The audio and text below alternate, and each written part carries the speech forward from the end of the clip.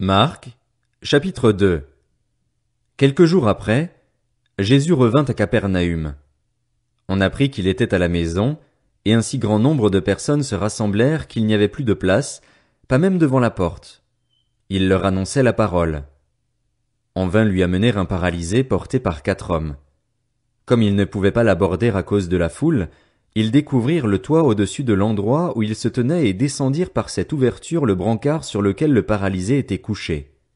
Voyant leur foi, Jésus dit au paralysé, « Mon enfant, tes péchés te sont pardonnés. » Il y avait là quelques spécialistes de la loi qui étaient assis et qui se disaient en eux-mêmes, « Pourquoi cet homme parle-t-il ainsi? Il blasphème.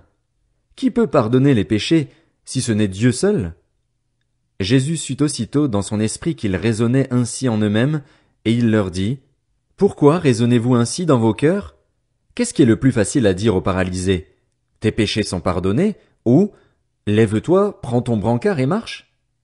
Afin que vous sachiez que le Fils de l'homme a sur la terre le pouvoir de pardonner les péchés, je te l'ordonne, dit-il au paralysé, lève-toi, prends ton brancard et retourne chez toi.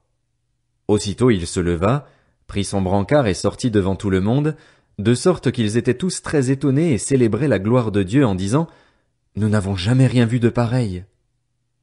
Jésus sortit de nouveau du côté du lac. Toute la foule venait à lui et il l'enseignait. En passant, il vit Lévi, fils d'Alphée, assis au bureau des taxes. Il lui dit, Suis-moi. Lévi se leva et le suivit.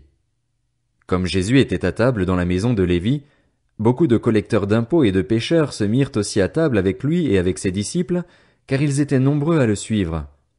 Le voyant manger avec les collecteurs d'impôts et les pêcheurs, les spécialistes de la loi et les pharisiens dirent à ses disciples, « Pourquoi mange-t-il avec les collecteurs d'impôts et les pêcheurs ?»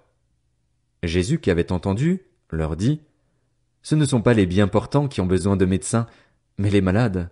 Je ne suis pas venu appeler des justes, mais des pécheurs, à changer d'attitude. » Les disciples de Jean et les pharisiens jeûnaient.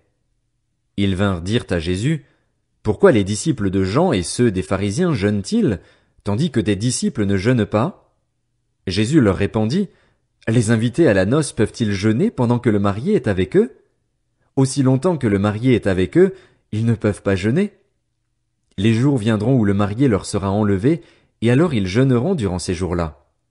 Personne ne coud un morceau de tissu neuf sur un vieil habit, sinon la pièce neuve ajoutée arrache une partie du vieux, et la déchirure devient pire.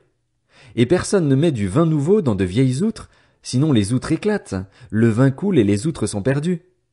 Mais il faut mettre le vin nouveau dans des outres neuves. » Un jour de sabbat, Jésus traversait des champs de blé.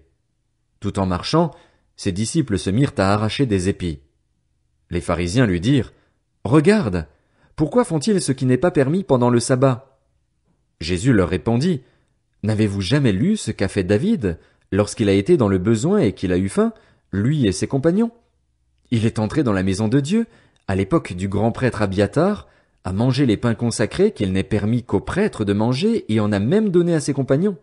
Puis il leur dit, « Le sabbat a été fait pour l'homme, et non l'homme pour le sabbat, de sorte que le Fils de l'homme est le Seigneur même du sabbat. »